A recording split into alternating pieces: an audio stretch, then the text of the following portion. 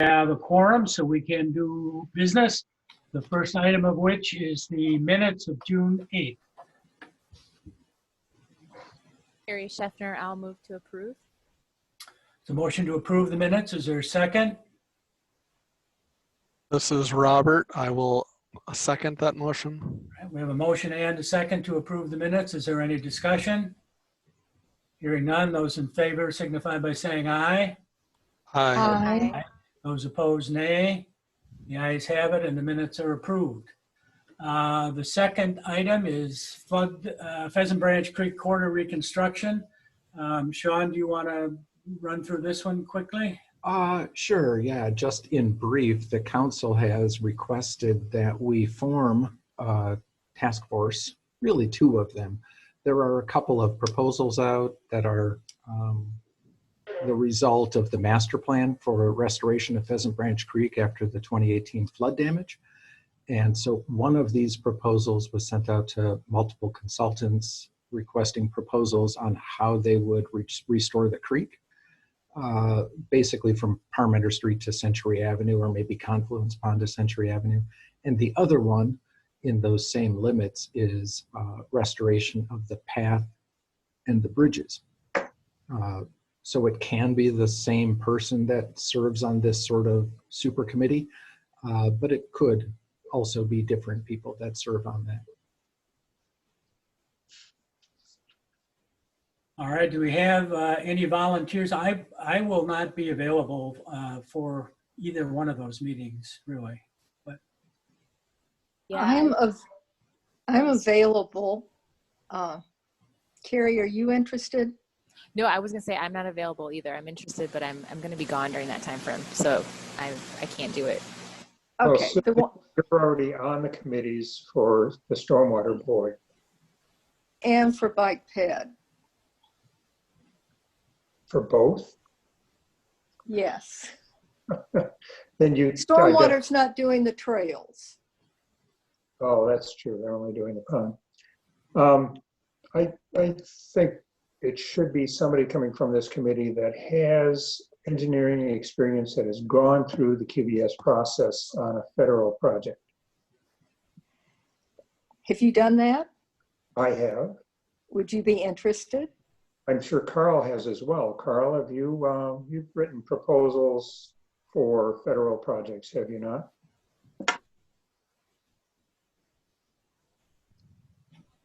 Carl? He might have mute on. He might. I'm just looking at that myself. He does. He does have me on. Oh, yeah.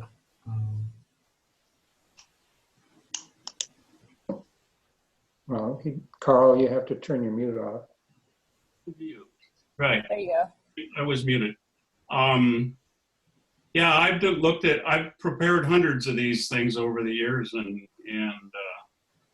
proposals, and looked at many of them. So, and I'm available and would be happy to do it. Well, I haven't done hundreds, more in the tens. So, all right, Carl, are you willing to do both of them? Sure.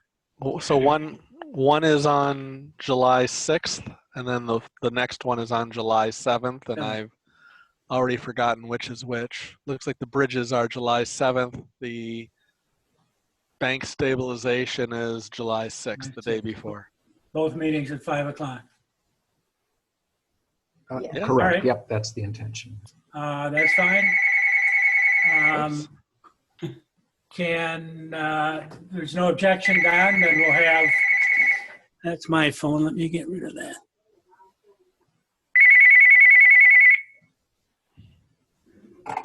Excuse me for that. All right, Carl, you can be the designee for the committee on both of those task forces then, okay? Yeah, I would do that. All right, very good, thank you. Number 3, Sean, sign placement, encroachment agreement for Scooters Coffee, 6401 University Avenue. And I understand, Sean, we have a guest here this evening that wishes perhaps to have something to say on this topic, depending on what the committee wants to do with it. Exactly. Jim Bowman is with us, and he's the owner of the property that is currently occupied, running as a business as Scooters Coffee at 6401 University Avenue. So I have some information in the packet that I trust you've all had a chance to see, depending on connectivity. But Jim also provided to me separately some information today that he would be interested in sharing with the committee in terms of a presentation. Clearly, the first step is, because this is an issue that the committee has already considered, to reconsider it. Well, all right. I don't wish to be dictatorial about this, but under the rules that we're supposed to operate under, Robert's Rules of Order, we can't technically reconsider this because reconsideration motions are supposed to be made at the meeting in which the action took place or the next following meeting. And we've had several meetings since we took our original action on this. So again, I don't know what you want to have take precedence here, the rules of parliamentary procedure that we're supposed to follow, or to hear an additional presentation here. Well, I'm no parliamentarian, I happily admit. Some days more happily than others. I just know this is how the council tends to bring things up for reconsideration when they've already dispatched it, even if it's not at the present or meeting? subsequent meeting. All right. No, it's someone that voted one way or the other has to bring it back up. The prevailing vote. Right. But And the since motion this that was, we adopted on March 9th or whenever it was unanimous. So any member of the committee could, I guess, make a motion to reconsider this action if you want to do that and just sort of ignore strict parliamentary procedure rules. But if this is the way the council usually does it, I don't know if that's the case or not. But.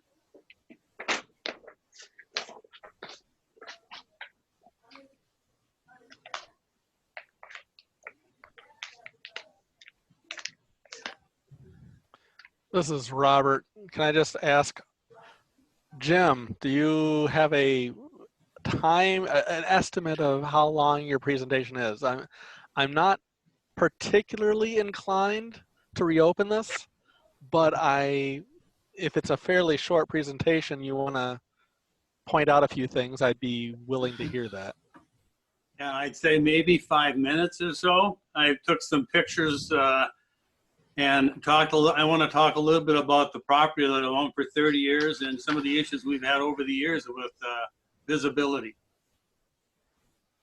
So I guess the one thing I would say to the group here is, I mean, I've already said I'm not super enthusiastic about reopening it, but what council has sometimes also done is somewhat ignored Robert's Rules of Orders and allowed discussion or whatever to occur even without any motion being on the floor. And that might be another way to skin the cat here, because I'm not really willing to make the motion to debate this today, but I am willing to hear a little bit more information, and that might sway me to change my mind. Well, if other committee members have no objection, I think we could probably give our guest 5 minutes to make his additional presentation, and then we'll see from there if there's any action that the committee wishes to take. Does that meet with everyone's satisfaction? I'm okay with it. Same here. Okay. Okay. Sean, I see there's a share screen button. I've got this set up on a PowerPoint that I can whip through pretty quickly, I think, if I shared my other screen with you folks. Is that okay? well, I have a new share. What I don't see that I have, oh, here's something called remote control that I'm willing to try.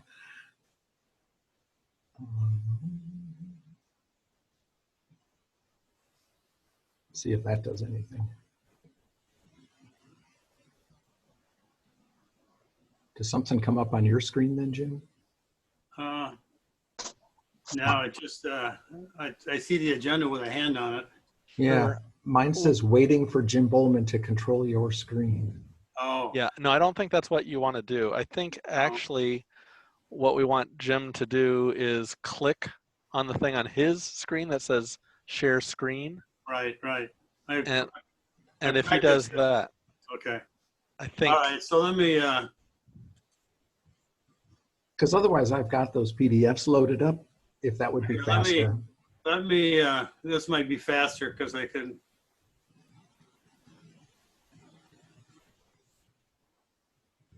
and then Sean, if he presses the share screen button, you might get some message that says you've been asked to approve to share or to let him share his screen.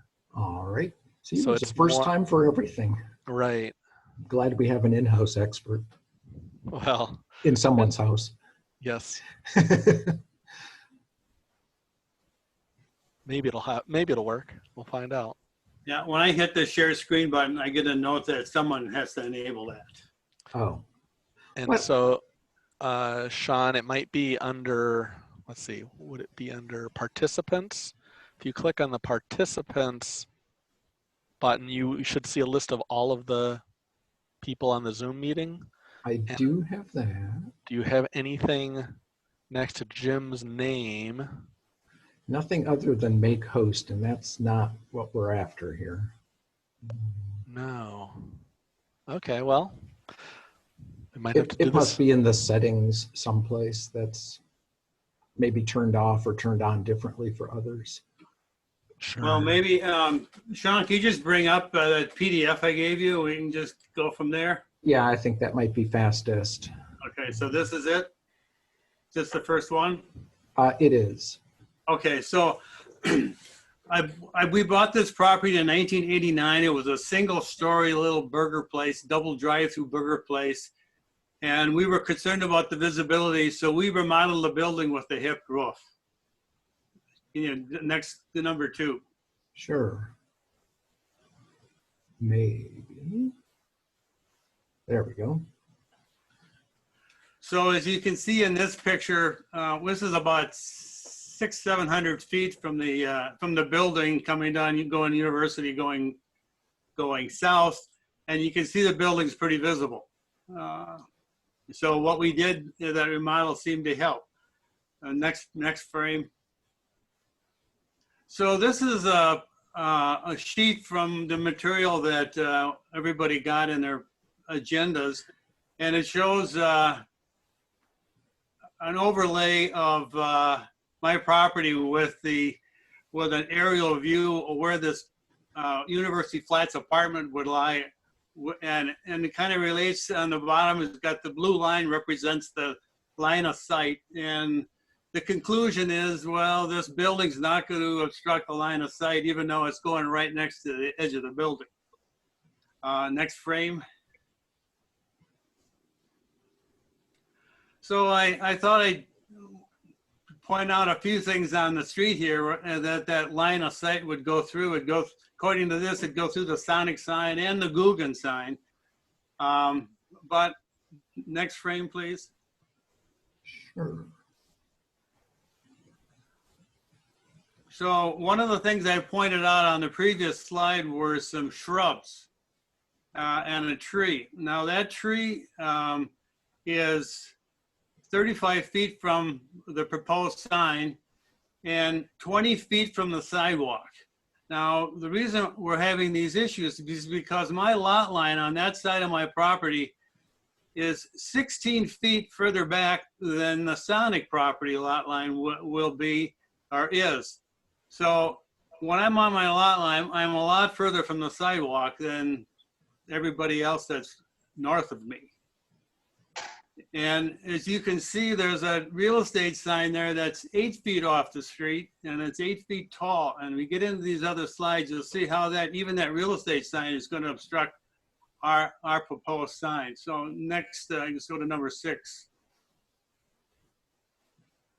So I got in I sat down and walked down the street, thought about this, and I took some pictures as you approach my property, as you're starting about Middleton Commons Apartments, and I took a number of shots. I'd say the Guggen's Crosswalk is probably about 600 feet or so between there and the Middleton Apartments. They're about 600 feet from my property.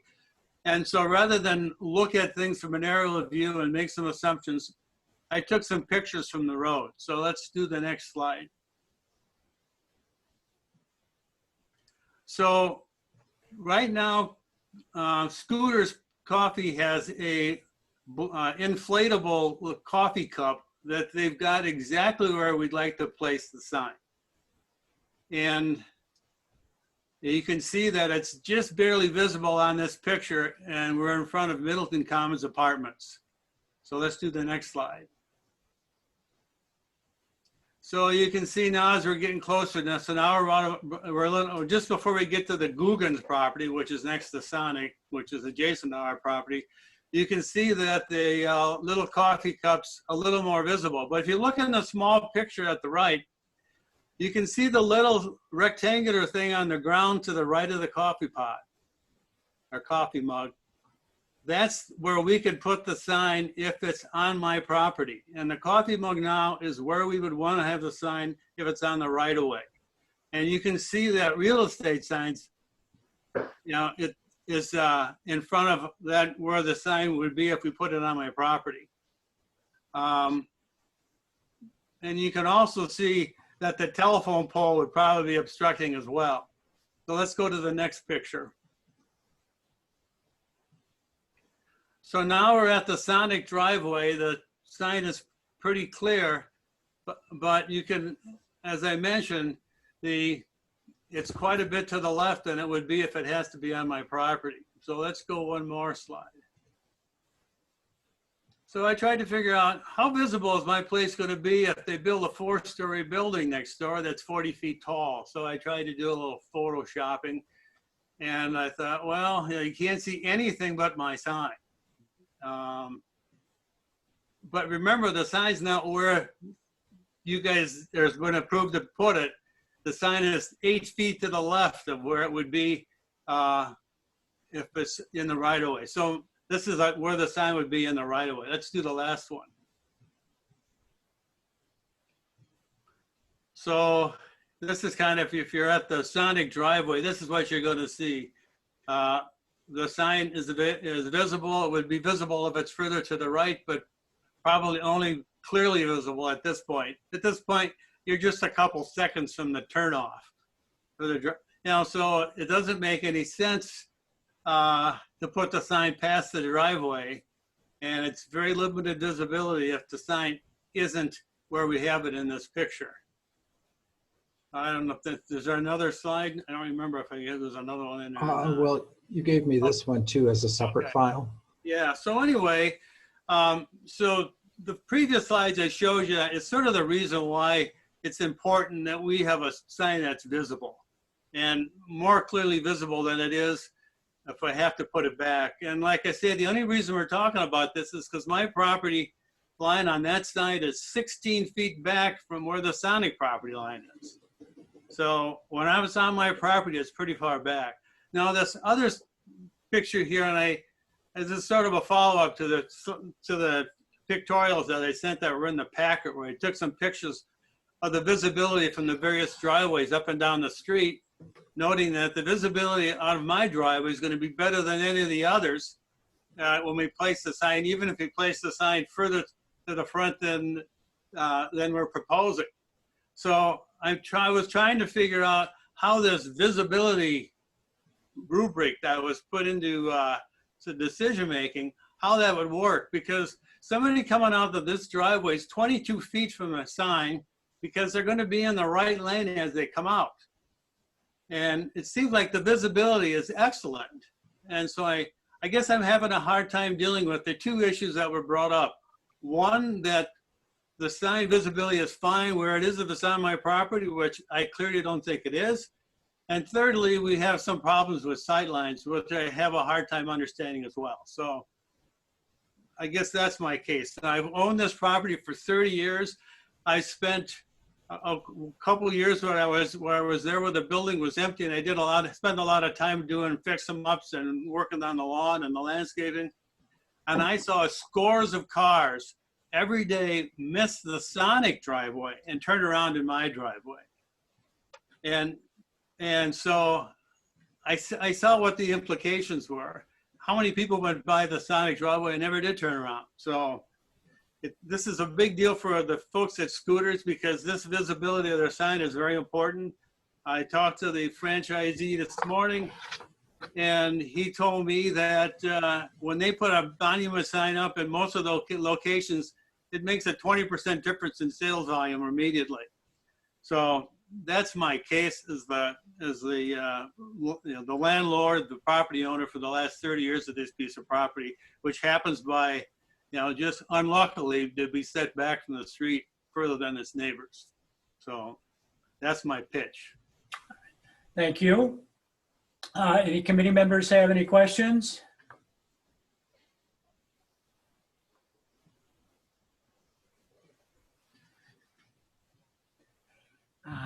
Hearing none, do any committee members have a motion to offer?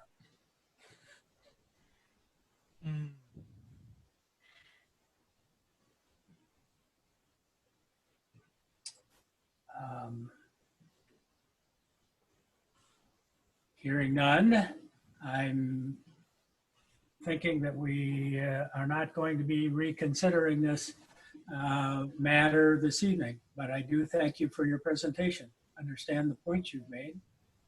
I guess I'm trying to figure out, is there any place we could put this sign on the right of way that you guys would approve to, or you folks would approve of? Or is it just because it's on the right of way, it's going to get nixed? This is Robert. I don't think it's just because it's on the right of way, but I mean, the reason there are right of ways there are for things like line of sight, and I'm still trying to grapple with what you've shown us, to see. I mean, this last picture, that sign does seem to be a visual blockage for the person trying to get out. Like they'd have to pull up onto the sidewalk to really see past that red monument sign. And so that's what I'm struggling with, is not so much that it's on the terrace, but that the reason, that it's moving it out is to be more visible by the road, but it's also then a visual obstacle for people mainly leaving the Scooter's place of business. And that's what I'm struggling with here. I guess I'm trying to figure out, this is such a important issue. It doesn't seem to ever be applied to any of the private signage that's along the way by either the planning department or anybody else. So I just can't quite figure out why. I guess, let me ask Sean a question. I'm trying to figure out the visibility thing. How is that applied, and what part of the driveway does it apply? Is it applied from? Because the visibility is a whole lot better from the right lane than it would be from the left lane. True. It's a matter of where the driver's eye is positioned in relation to the sign. So as the sign gets closer to the sidewalk, the driver gets closer to the sidewalk, the bumper gets closer and or over the sidewalk. And it's that kind of thing. So when the sidewalk is right near the property line and a property owner puts a visual obstruction right in front of their own drivers, there's not a lot we can do that. But within the right-of-way, there's some public liability with creating a visual obstruction. So on private property, that's somebody else's liability, but in the right-of-way, that's our liability. So we typically try pretty hard to eliminate visual obstructions within the right-of-way. So the question I'm asking, I guess I'd like to ask, is there any place that we could place this sign in the right-of-way that would give us more visibility and still meet the line of sight criteria that you've proposed? The better way then would be to not have it a solid object, but something elevated on a post. You know, because then you'd see under it, if you would. From a visibility perspective, the aesthetics of that are different. So what implication would it have if the sign was moved more in this picture as you look at it, more to the right? If indeed we can keep 4 feet from the utilities. To the right, meaning further north? Further north. I think it would be really limited. It's not the 22 feet that helps, it's how far back from the sidewalk it is. Oh, okay, so if it was 25 feet, that wouldn't implicate things or help improve things as much? It would be a really minimal angle of improvement, but really little. So the number is what, 14 feet? Yeah, it's like 14 and a half, give or take, is what we use as a standard. It really is desirable to have a little more than that, but they figure, well, if people creep forward, 14 and a half is workable. That's not to say 12 isn't workable. At some point, what you want is to make it so apparent to a driver that they can see adequately to make an informed decision without putting their bumper on the sidewalk. I mean, I look at your notes from the 17th, which is just last week. You have it says providing at least 12 feet of clearance from the sidewalk edge would allow most drivers to remain clear of the sidewalk by a few feet when stopped. So we've got 12 feet here. Right. So if drivers know where their front bumper is, and some do and some don't, you know, and they are paying really careful attention to where that is, in theory, it can fit. Because you've got no problem to the right in this. I mean, if you look to the south, there's wide open. Right. Yep. Exactly.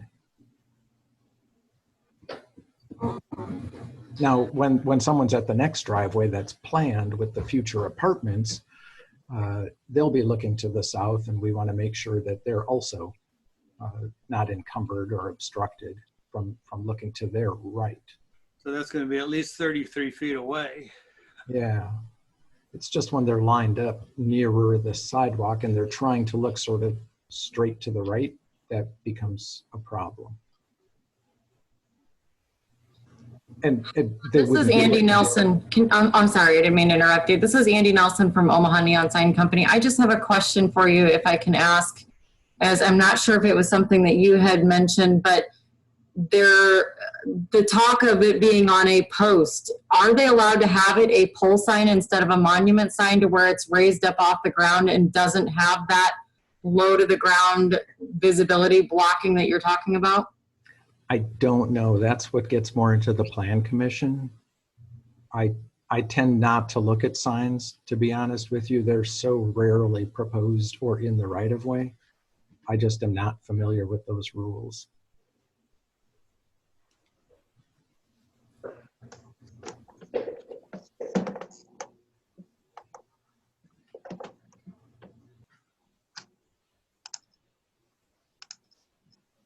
Well, all right. I think we've gone considerably beyond our 5 minutes. And if there is no inclination for any committee member to make a motion, I think we ought to move on our agenda. Unless someone has something else poignant to say on this issue. Gentlemen, thanks for your, and ladies and gentlemen, thanks for the time. All right, Mr. Bowman, thank you for coming and thank you for your presentation. And I hope you can work something out here. All right, thank you. All right, moving on. Next item on our agenda is Seiko Foods plan review. Right, so we've got, at least I think I saw that we have Ron Kloss and Nate Oswald, both with D'Onofrio Kotke Associates. They're the designers that have been working on this expansion plan set. And I am going to Correct. try. So if you guys are muted, you may want to get unmuted. Yep, I joined you. Great. Try to get to my memo here. There are several, I would say, policy level decisions that are pertinent to the Public Works Committee. And I don't know if it's going to be most efficient to kind of go through them one at a time, and maybe just roll them all into one motion. But why don't I start with what I'm proposing in terms of a motion, and then we can fall back and discuss it, if that makes sense.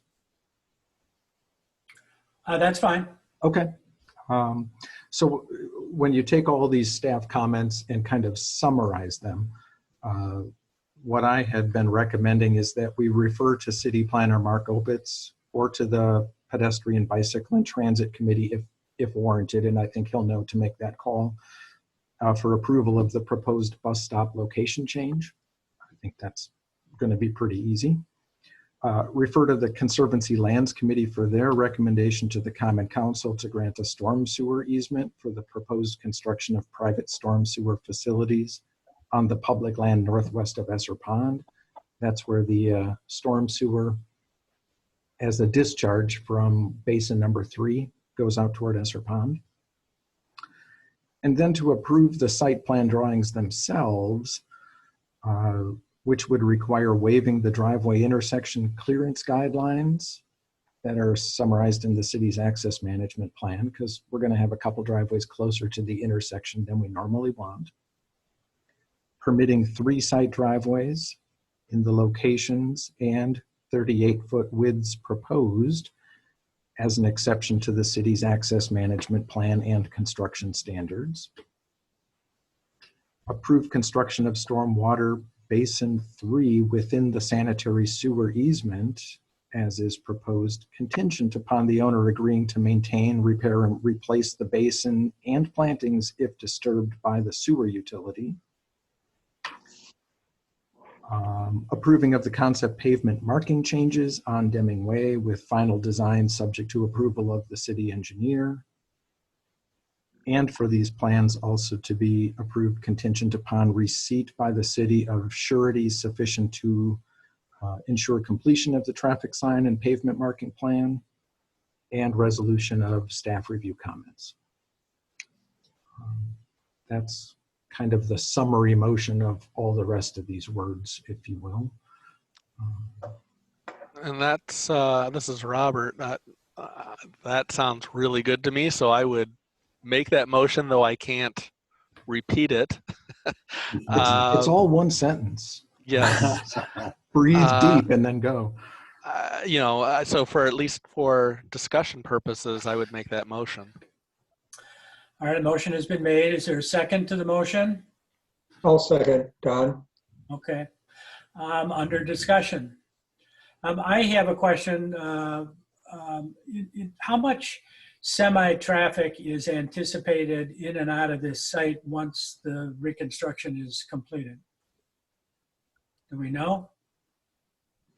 Oh boy, I do not. I'm hoping one of our design experts knows. Right. This is Ron and Ray Santa over at Seco has said they will get a couple of trucks per day. And how are those trucks going to get into those new loading docks that are facing Deming Way? They can't stop on Deming Way and back in to there without blocking all of the traffic on Deming Way, which is a kind of a bottleneck right by the intersection with Terrace Avenue and the railroad tracks anyway. All of their truck traffic comes from Highway 14. Yeah, there's a good diagram. So they're coming south on Deming, turn on Terrace Avenue, and then swing in the new entryway on Terrace.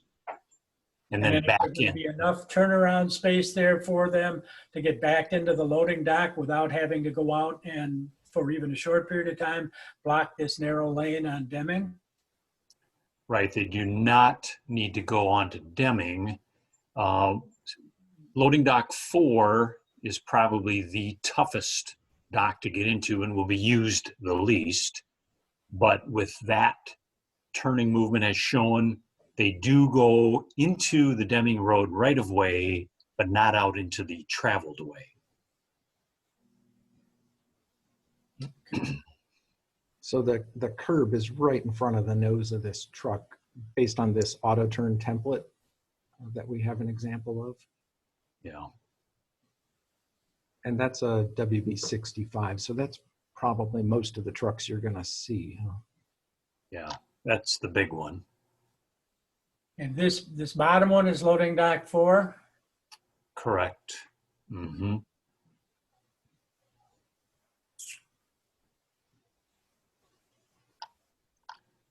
And that's a big part of the reason I had asked D'Onofrio Kotke to draw up these exhibits specifically to show us why a 38-foot wide apron is necessary. Otherwise, they'd be driving on grass.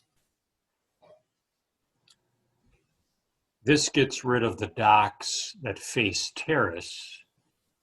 And on those, they do pull all the way across Terrace Avenue and temporarily block traffic there as they back in. Yeah, I've been on Terrace when the rare truck does do that at Seiko, and honestly, I think this new construction for Seiko, and putting the truck docks on the, I guess that would be the west side of the building, seems to make a lot more sense to me.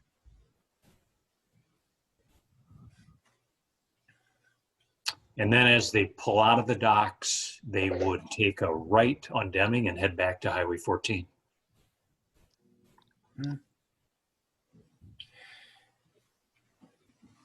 just that's a pretty bad intersection, the one with Terrace, the way it is right now, because if you're on Terrace and looking to turn left or south on Deming, there's a fair amount of traffic on Deming, and the traffic that's coming up from University Avenue or Highway 14 going over the railroad tracks and up that hill, there's very, very little sight line there at all as it is now.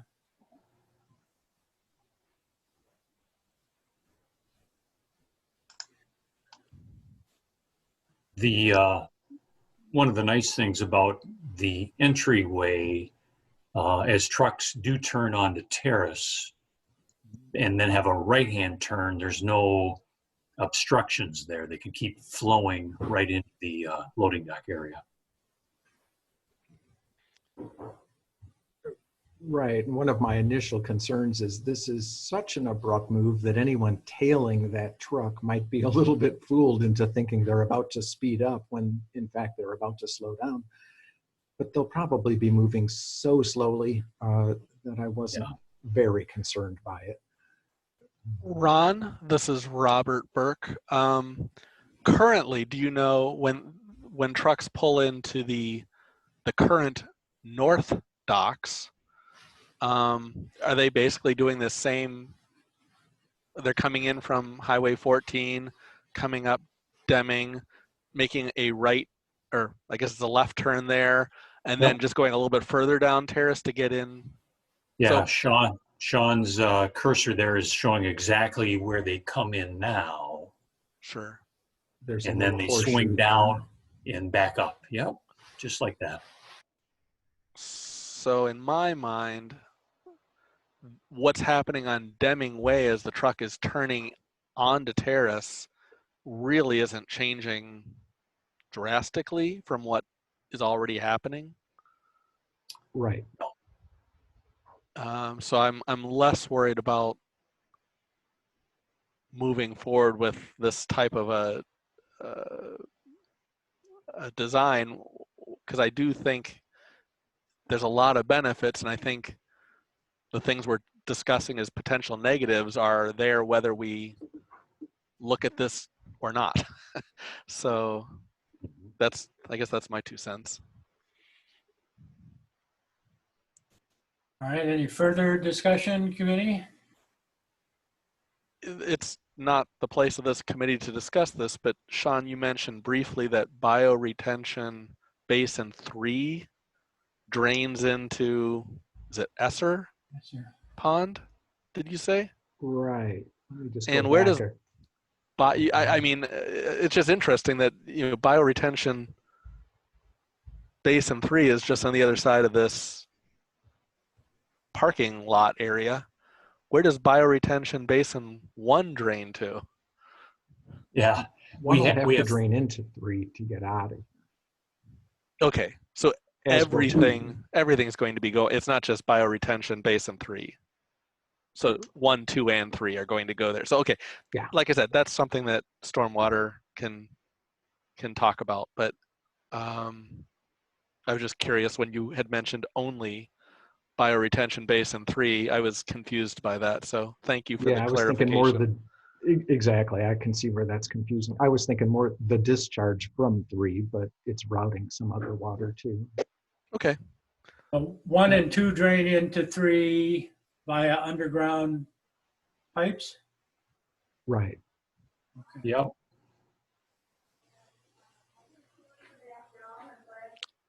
Okay. Well, I have no further questions.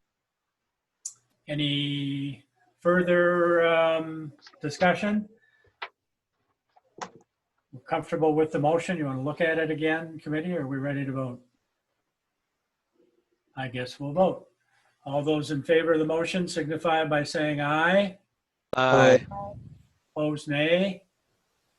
The ayes have it, and the motion is carried. Thank you for your presentation, sir. Thank you all. I will drop off. Okay. All right. Yeah. Have a good night. All right. Our next item of business is Clark Street and Lee Street Reconstruction Agreement for Engineering Services. Right. So we, as is typical, sent out requests for proposals for design services to 3 firms that we know are well qualified for this, and got proposals back from all 3 of them, excerpts of which are included in your packet. And our recommendation is to engage Short Elliott Hendrickson Incorporated. They all showed a good understanding of the project, which, you know, as far as we know, doesn't have any really tricky or intricate needs. It should be pretty straightforward. Most of the cost differential that you see is explained, I think, by hour differential. You know, when they put a task of how many people working, how many hours is it going to take to do this job, they came up with different numbers. But they've all worked with us in the past, and they would all do a fine job. Sean, this is Robert. So as I see it, it looks like it's $8,000 or $10,000 difference between the 3 groups, with SEH being the lowest. Did I read that correctly? Right. Yep. It's like 25, 33, and 35. Yeah, and I just didn't see really anything in the other proposals that would help me justify spending more money. They all are going to do this. Okay, well, I would make a motion to recommend SEH as the low bid for, recommend them for approval for the Clark Street and Lee Street reconstruction, and for signing the engineering services agreement, I guess. Carl, I second. All right, we have a motion and a second. Is there any further discussion? I have a question. Sean, in the SEH proposal, I'm having a hard time. Oh, there. I was trying to figure out that they're billing us or putting in roughly 133 hours, and everyone else is around 200, which is about a 70-hour difference in time. Yeah. And the other 2 are pretty consistent at, what, 35,000. I don't think there's that much difference. So that would concern me, that SEH is going to go in and come up short and show up in 6 months and ask for more money because they ran out. Sometimes I get concerned by that. The good news is they designed Wood Road reconstruction project for us this year. They designed the Bristol project for Bristol and North project for us by the high school last year. So they know what our expectations are. They know what their workload is. They don't have any good reason to claim surprise or that they didn't understand the scope. They've done exactly this kind of project with us for the last 2 years. So, you know, I've been through this a couple of times where people have come back and asked for more money and always seem to get it. What if they just come in and say, oops, we missed? Are we just going to roll over and give them the money? I think that has happened historically. Not so much lately, I wouldn't say. We've drawn a much harder line in requiring, number one, that they tell us what's going on before they come and ask for extra money, and to explain it in terms of what about the scope changed that caused you to invest extra hours into that? In other words, what did we do that triggered a change in the scope? Well, we'll all be on that committee as this moves forward, so we'll know. Yeah. And I think we've been, as a committee, better about that in the last 5 years or so. Just for future reference, I'd like to see the RFPs next time that we do this. You know, package the RFP along with the proposals. Sure, okay. And, you know, and it's pretty interesting. So all of these are time and expense type proposals. I'm not sure I've ever seen a time and expense proposals over the last 50 years that haven't included a markup. They're, you know, these are all retail rate kind of proposals where usually what I'm used to seeing is the labor hours are calculated against a direct technical labor, which is what people see on their paychecks. And then they expose the markup. And, you know, I see, you know, with SEH, I see some things that are, you know, I don't know if Middleton has some standards related to contracts and what they allow as expenses, but they're charging $3 per hour, you know, for computers. I mean, that's overhead number, basically. It shouldn't. Carl, I've got to argue with you on that point that computers cost money. And if it's overhead, that just means that the rates go up by that much. That's all, the difference. Too. Why aren't they expensed? I mean, you know, I think that $3 an hour or that $1 per hour about, I mean, there were many firms trying to do that about 20 years ago, but I think a lot of it's gone out. There's many doing it still today, Carl. Yeah, I've not seen it for years. Most of the clients that I've had would not accept that, including, I think, the state of Wisconsin. Yeah, well, and we, I guess, right or wrong, different, whatever, have historically followed this kind of payment scheme, but up to a limiting amount. So if they put more into it than they had counted on, that's on them. Yeah, it's on their hook, actually. But. All right, is there further discussion? No, I just wanted to echo Don's concern that it is interesting that two of them came in pretty close and then the one is substantially lower. So I think it is important to watch this and be mindful of that in the future. Yeah, I noticed that very same thing. I just can't say that, and these same people have worked with us in the past, that they're unaware or missing something. So I can't explain why there's that difference, but I don't want to handcuff them because they have a different number than someone else does either. Mm-hmm. This is Robert. I would be probably more concerned with this if SEH was an unknown entity That, you know, like we have two companies charging us this amount and one low bidder comes in, but there's somebody we've never worked with. That would be a real red flag. Here, I would say it's just a lightly pink colored flag. So I think it's well noted, and we should keep an eye on this. But beyond that, it's saving the city money ideally. All right, further discussion?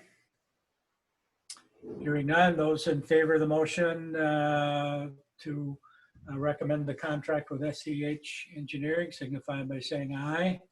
Aye. Opposed, nay. The ayes have it and the motion is carried. We are ripe for adjournment, I believe. Right, that's the end of the agenda. Well, this is early. Anybody want to talk about something for another half hour? Maybe not. Well, then I would make a motion to adjourn. Okay, motion Second. Second, it's been seconded. Any discussion? Hearing none, those in favor signify by saying aye. Aye. Aye. Aye. Those opposed, nay. The ayes have it and we are adjourned. Great. Thank you all. We'll see you in a couple of weeks. Thank you very much. Great. Great. Have Thank a you. good night. Bye. Good night. Bye.